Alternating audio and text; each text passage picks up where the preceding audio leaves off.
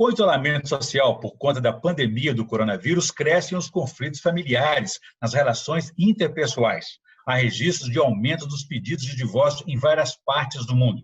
Como está a situação no Brasil e em Minas Gerais? A quarentena pode ampliar as separações? Esses são os principais temas de hoje do Pensamento Jurídico, uma produção da Associação dos Magistrados Mineiros, AMAGES, em mais uma edição especial e remota por conta da quarentena. A nossa entrevistada de hoje é a juíza Andreísa de Alvarenga Martinoli Alves, que é titular da primeira vara de família e sucessões da comarca de Uberaba, no Triângulo Mineiro, a cerca de 500 quilômetros da capital mineira. Ela é magistrada há 19 anos e já passou por 3 comarcas, Ituiutaba, Araxá e Uberaba, onde está há 11 anos. Doutora Andreísa, obrigado por nos receber, por atender de forma remota aí. Eu que agradeço o convite e a possibilidade de participar. Então, será um prazer. E nós teremos também a indicação de leitura que a senhora fará para a nossa dedicada audiência aí, no quadro Pensamento Literário, no terceiro bloco. Doutora Andreísa, com o isolamento social, então, está aflorando aí vários conflitos familiares. O aumento de pedido de divórcio é um deles? Certamente. No mês de maio, considerando os meses anteriores de fevereiro a abril, houve um aumento no número de ajuizamentos de divórcios litigiosos próximo de 100%. E eu acredito que esse número ainda vai aumentar, porque como nós ainda estamos vivendo esse momento de distanciamento social, de quarentena, as pessoas talvez tenham dificuldade de procurar o judiciário, um advogado, a defensoria pública. Então, eu acredito que esse número ainda não representa realmente a situação real dos conflitos familiares que estão sendo vivenciados neste momento. Entendi. Quais seriam as razões para isso? Nós estamos colocando a culpa na quarentena, mas as relações parece que já andavam abaladas, né? Eu acredito que o impacto dessa situação inusitada, esse desconhecido que o mundo inteiro está enfrentando, se dá em diversos aspectos: financeiro, mudança das rotinas, a convivência em tempo integral dentro de casa. E eu acho que isso, aliado à insegurança do momento, é capaz de causar desestrutura no indivíduo, consequentemente, no ambiente familiar. Eu penso que deve estar aí a causa desse número, desse aumento dos divórcios, e essa quarentena, essa convivência compulsória em tempo integral, eu penso que é capaz de acirrar conflitos que já existiam, mas que, em razão do distanciamento, atividades de ambos os cônjuges separadas durante a semana, não eram percebidos ou eram relegados antes deste momento. Além disso, tem a questão também dos filhos, né? A senhora acha que outros motivos podem segurar um relacionamento?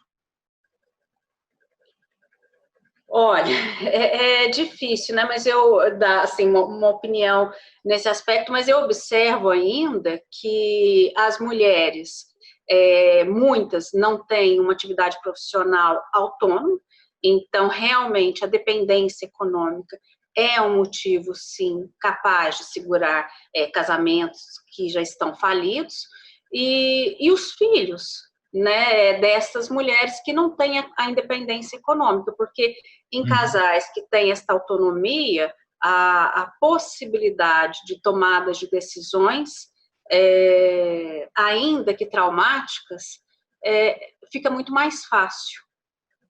Essa questão da dependência econômica é realmente um fator preponderante.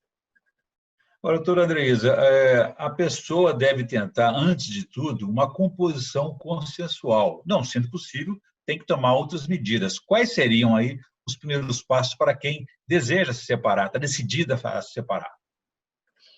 Então, hoje em dia existe, no caso de consenso de ambos os cônjuges, o divórcio extrajudicial, que é feito em cartório. Então, as pessoas que não têm dissenso com relação a temas como partilha, alimentos, etc., e não há filhos menores nem incapazes, podem, acompanhados de um advogado, ir a um cartório de notas e lá lavrar uma escritura de um divórcio consensual. Quando há menor, incapaz ou não há consenso com relação a esses temas, partilha, alimentos, guarda, há necessidade que o divórcio seja judicial, hipótese em que as partes têm necessariamente que procurar a defensoria pública ou um advogado. E aí, ingressando com a ação, é tentada a conciliação. O primeiro ato do processo é uma tentativa de audiência de conciliação, numa audiência no Sejusc, e só depois de frustrada essa tentativa de conciliação é que realmente tem início o prazo para apresentação de resposta e a tramitação regular do processo. Nesse caso de judicialização, é preciso aguardar o retorno das atividades presenciais do judiciário ou pode ser feito de maneira eletrônica, remota? Pode ser feito de maneira eletrônica. Em Minas Gerais, os processos cíveis, de natureza de competência civil e de família, praticamente 100% das comarcas já tem o processo judicial eletrônico. E o processo judicial eletrônico está tramitando normalmente nesse período de pandemia, principalmente a partir de 4 de maio passado. Então, esses processos não estão com os prazos paralisados, o advogado e a defensoria estão peticionando normalmente, o Ministério Público atuando, o Judiciário dando a resposta que as partes vêm pedindo. Muito bem. Doutora Andresa, eu vou fazer o intervalo agora. Eu gostaria que no próximo bloco a senhora abordasse para a gente as situações em que exigem tratamento de urgência para casos de separação. A gente volta, então, em instantes. Combinado.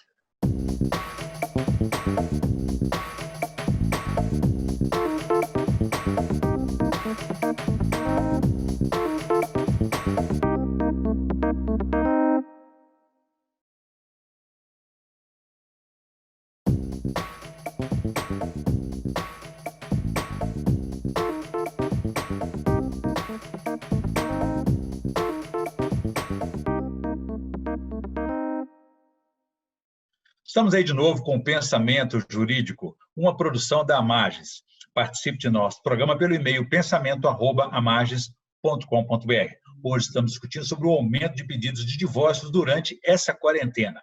A nossa entrevistada é a juíza Andreísa de Alvarenga Martinoli Alves, que é titular da primeira vara de família e sucessões da comarca de Uberaba, no Triângulo Mineiro, a quase 500 quilômetros da capital mineira. Doutora Andreísa, a respeito desses casos aí dos pedidos de divórcio, existem casos que exigem elementos que justifiquem um tratamento de urgência para a separação? Então, Orion, os processos estão tramitando, como eu disse, normalmente por se tratarem de processos eletrônicos.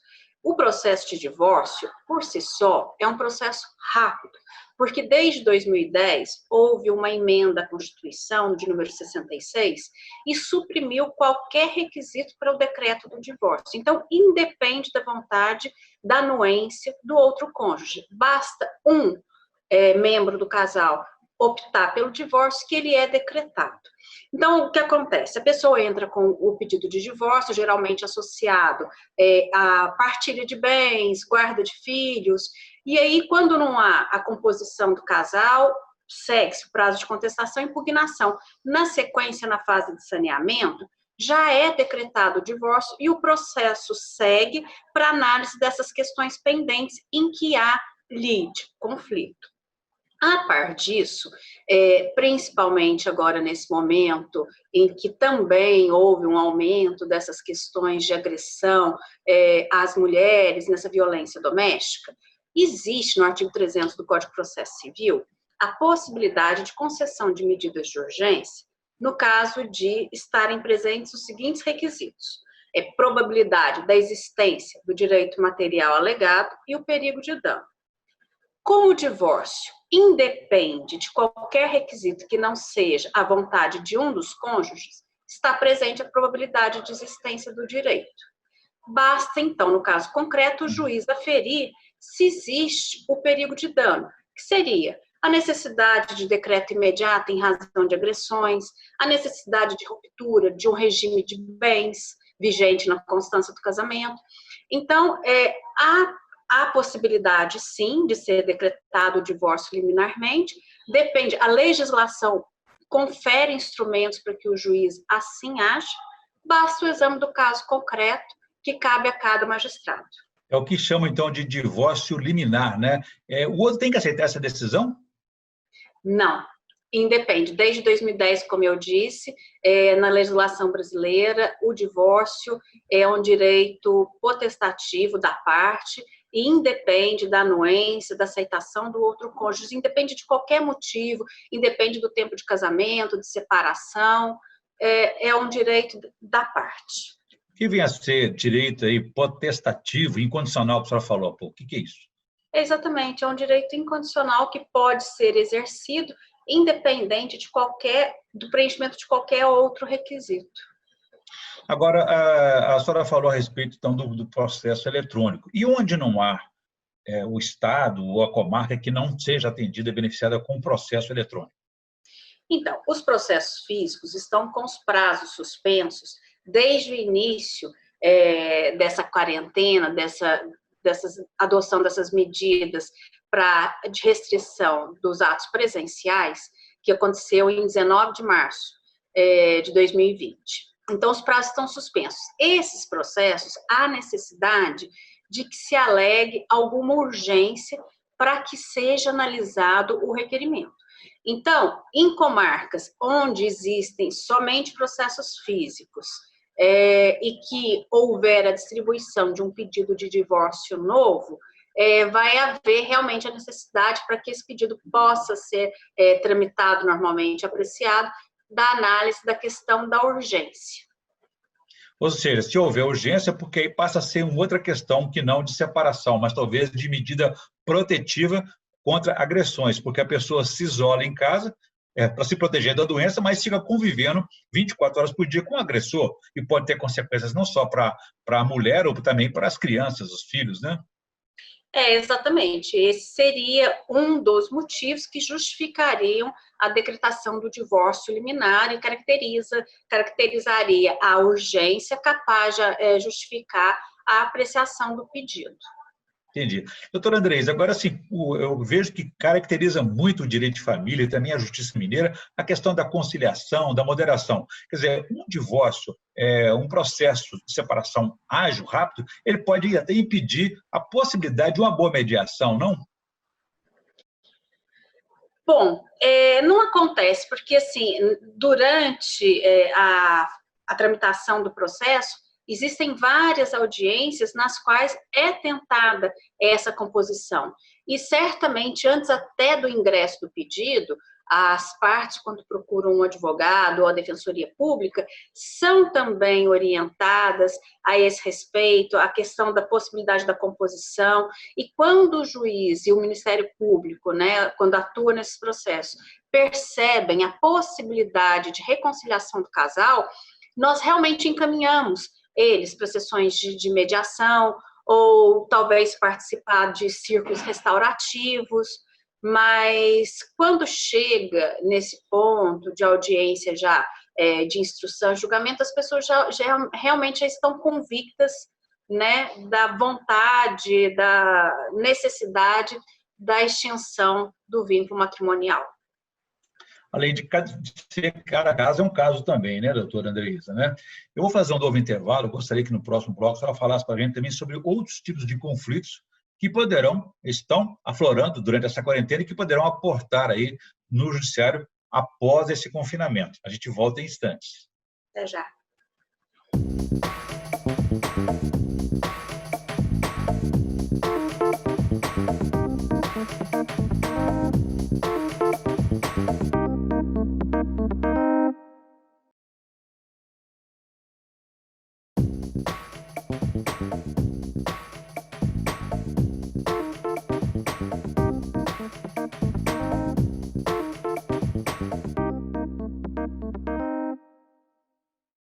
Estamos aí de novo com o Pensamento Jurídico, uma produção da Amades. Hoje estamos discutindo sobre o aumento de conflitos familiares nas relações interpessoais por conta da quarentena. A nossa entrevistada é a juíza Andreísa de Alvarenga Martinoli Alves, que é titular da primeira vara de família e sucessões da comarca de Uberaba, no Triângulo Mineiro, aí, a quase 500 quilômetros da capital mineira.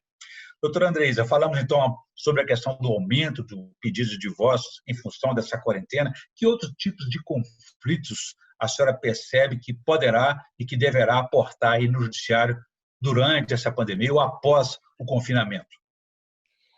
Bom, Orion, certamente após o relaxamento dessas medidas de confinamento, haverá um aumento no número de ações revisionais de alimentos, tendo em vista a forte recessão que se apresenta.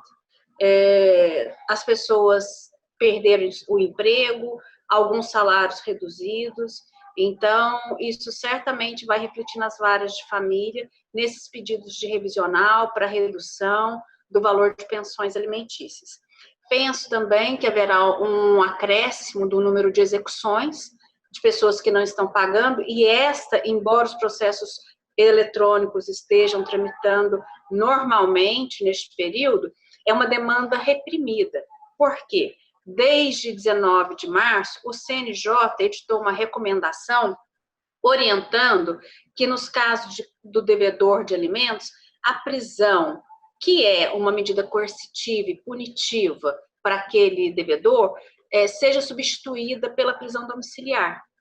Então, eu, assim como outros colegas, né, aqui na comarca de Uberaba, no estado de Minas Gerais, optamos por suspender esses processos, para não estimular também a impunidade, essa sensação de que não pagou pensão e ficou por isso mesmo.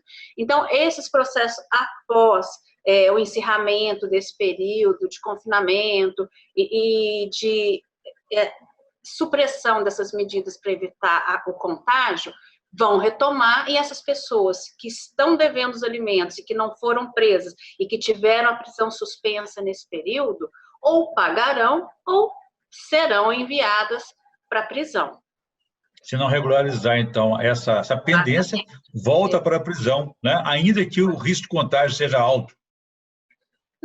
Exatamente. Enquanto não houver essa possibilidade de retorno para a prisão, sem esse risco de contágio elevado, esses processos permanecerão como estão, porque o devedor que não tem bens não compensa para o alimentado optar pela conversão dessa prisão, desse rito de prisão para penhora.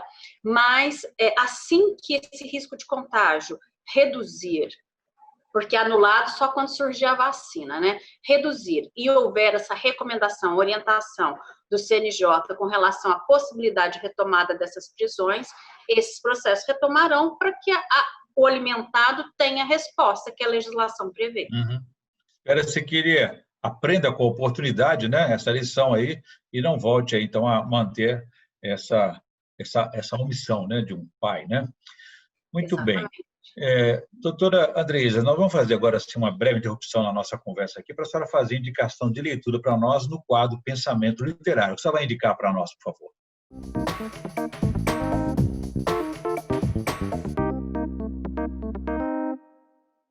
Então, eu iniciei a leitura deste livro aqui, O Oráculo da Noite, de Siddhartha Ribeiro.